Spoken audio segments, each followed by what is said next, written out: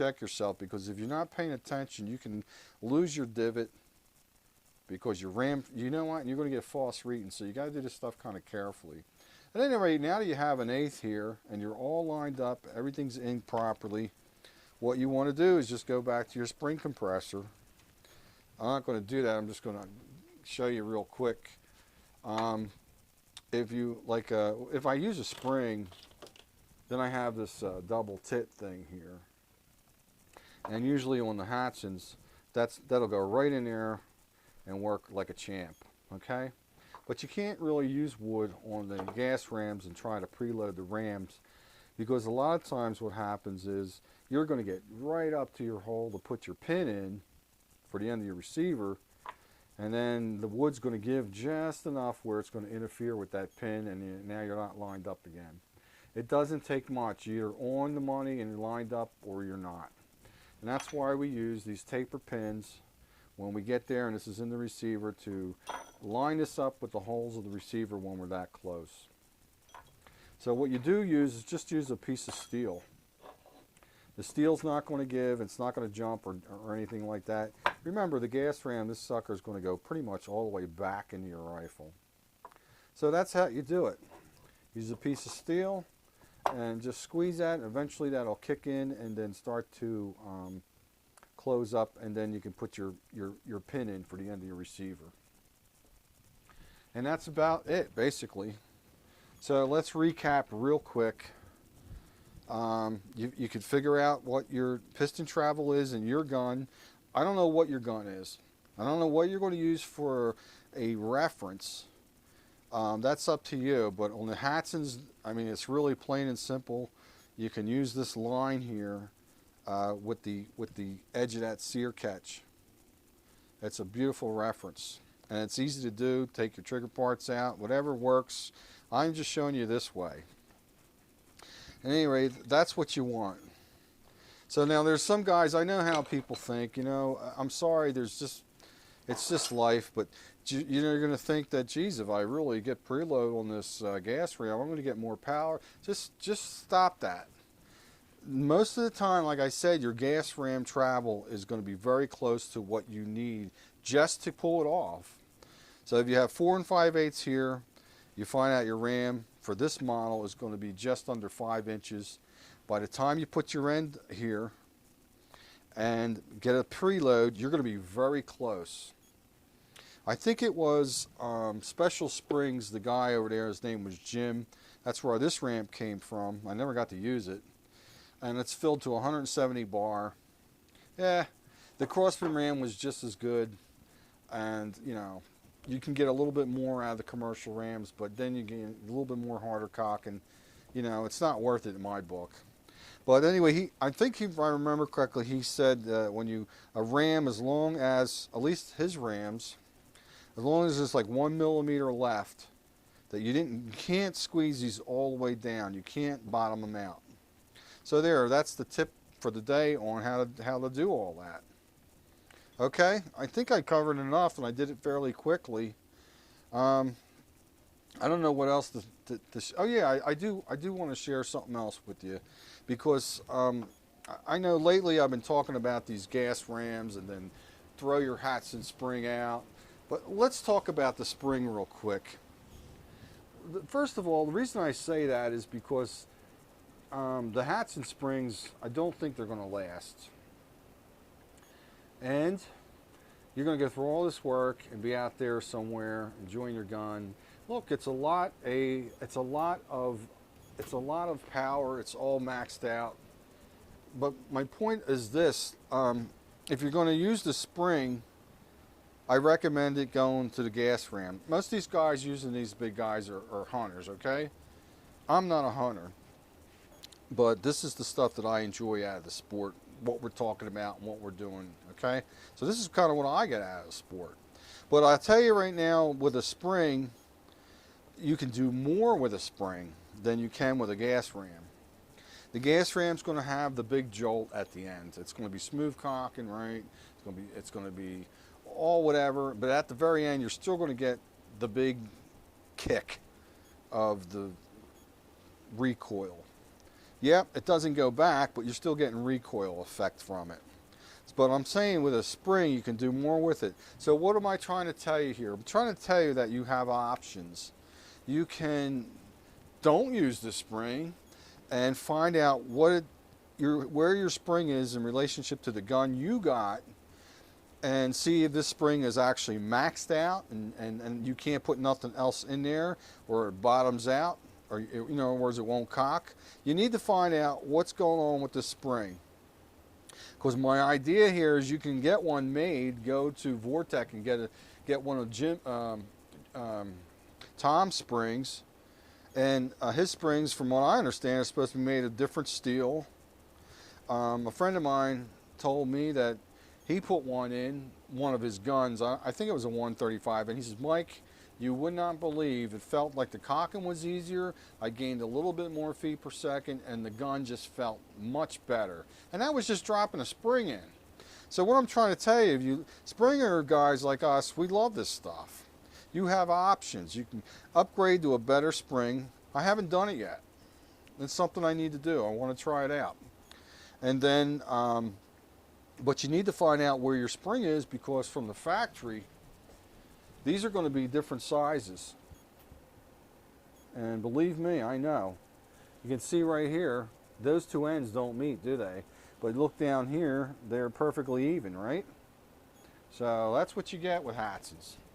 So you want to find out, if you want to use a better spring and try this, see what you want, well then, you don't know if this is too short or if it's maxed out.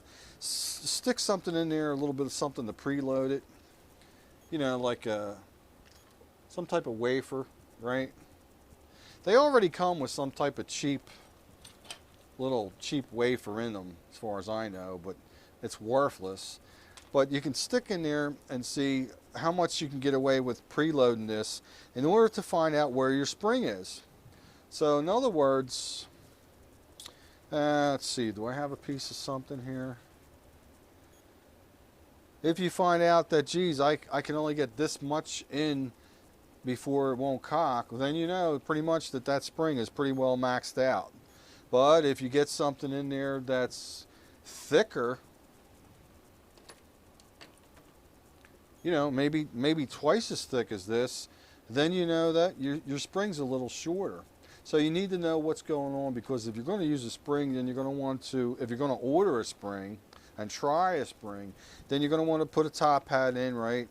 And you're going to want to know you have the room to do it right. And then you can count your coils and call Tom or whatever and see what he can do for you. And if that's the route you want to go. Look, a spring you can modify, right? You can detune a little bit. You have options. But mostly guys that buy these, and I'm one of them, we want as much power out of them, and then everything else is worked to death. But you can detune it, right? You can work it, and there's nothing, it's going to be a little hard dealing with a big Magnum like that, but on a normal Springer, there is nothing sweeter than a well-tuned Springer. It is just like something that makes your ears tickle. It's just a wonderful thing. So you can do the same thing, though, is what I'm trying to tell you out. Try to tell you. It depends on what you're looking for. Some guys are hunters. They don't give a crap. Mike, give me a gas ram, or I'll put the gas ram in. I'm just going to, you know. And other guys like me, I have to have one rammed and one that I want to get with a Vortex spring, and see and talk to Tom what I can do with a Vortex ram. I'm sorry, a Vortex spring.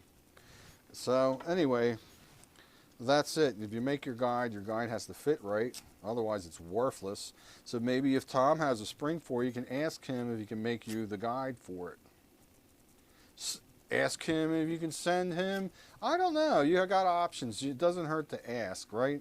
You're going to need the end of your guide to look like that. If you make your own guide, just take this nonsense off and just make one single Delrin ring, the thickness of this. That'll go over your new guide like that.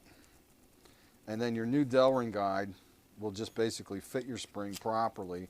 And the way they're supposed to fit is you grab them with 2 fingers and you have to work it out like that. And it's not supposed to slip out like that. The way they do their job is you grab it, squeeze it, and you really got to kind of work and pull it out, but you still can get it out with 2 fingers. And the rest is on this guy here. You can make it a little longer. And then as far as the top hat goes, you know, guns are going to be different across the board. You have to understand that. If you're working with an R9, it's different than working with a 125 Hatsan Magnum, or even an R1. I mean, everything's going to be different across the board, and it depends on what information you're talking about. So that's why some guys, as far as top hats go, they may make theirs loose. They may make their top hat fit in the end of spring tight. So, you know, I like it loose. But basically, you want to find it out, what it's doing for you, then test it out. Find it out, test it out. That's as simple as that. And that's what I highly recommend, you know. You don't know until you find it out for yourself. And that's the beauty behind all this. You want the best from your rifle, then put the best into it and find out these things that suit you. Anyway, so that's a little tip for that, for all that. I kind of like my top hats loose, actually. That way, the top hat itself, nothing's binding on it. And then also inside the bottom of the piston, you know, this can freely twist and turn. But it's a different story on a different gun. Because, like I said, you know, like say you had an R9, you may want the top hat fitting stiff. It's just a whole different thing. You have to find out what works best for your gun. I'm not telling anybody anything different here that you haven't heard already, but there are a lot of guys who just never seen this stuff. They never heard about it. You know, it's not much info on the show and tells in the air gun industry. So I thought this is my way of contributing my contribution to what I could put out there. Because first of all, this is kind of what I like anyway. This is my niche in air guns. I love doing this stuff. This is what does it for me. You know, you may be the PCP guy with the brand new gear, and well, that's great. Whatever works for you, that's all that matters. And I'm just sharing what I found. On the air gun stuff, it's basically what you've learned wherever you've been. It's an endless thing. You can just constantly learn and learn and learn, and then you know what? You're going to forget. So now you may have to go back and, oh yeah, I remember now. That's how it is. Anyway, the other thing with these Hatsan Magnums, and I want you to understand something, if you go through all this work, and I tune the triggers, I do all that stuff, it takes me a long time to do a gun because I break it down into sections, and that's just how I am. I get a lot of enjoyment out of meticulously going through a rifle. If it was a plumbing job, we wouldn't be having that now, would we? At any rate, when you're all done with this, you go to the other videos. You're going to need to know what's going on with your Hatsan barrel. Don't expect that you're going to work your air rifle and you're going to tune it and, hey, you know what, boy, I'm ready to go. You need to know what's going on with your barrel. You can have a so-so barrel. It's in the other videos, and you go through all this work and you're going to get a little bit better, but still so much from the gun. So the better the barrel to pellet, bore, fit, and the better everything that's going on here, the better your build is going to come out. It's as simple as that. Why do you think guys will have an R9? In fact, the guy just had it in the post the other day, right? He put a barrel, I can't remember, whatever he did, he put a new R9 barrel or something on, and hey, guess what? His rifle's shooting much better now. It comes down to the bore on the barrel. And when you're dealing with Hatsan, you don't know what you're going to get. It's in the other videos. Go back and watch the videos. See what the bore is doing, because you may need to send that rifle back. Now, you know, the barrels, a lot of times, they're not going to be perfect. That's just the way air guns are in these type of rifles. I haven't been into the German barrels yet or any of that stuff, so I'm just talking about these barrels. But you can get a good view of what's going on in the other videos that talks about that. And so what I'm saying here, you can do your best to have everything perfect. And I mean, just say we have everything perfect.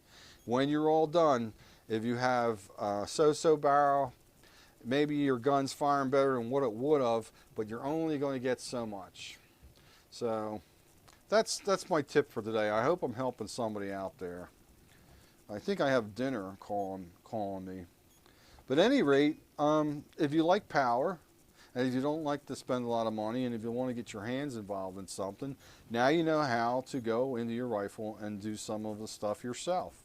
It's not rocket science, it's common sense. Okay? And this information is free. It's there to help you out.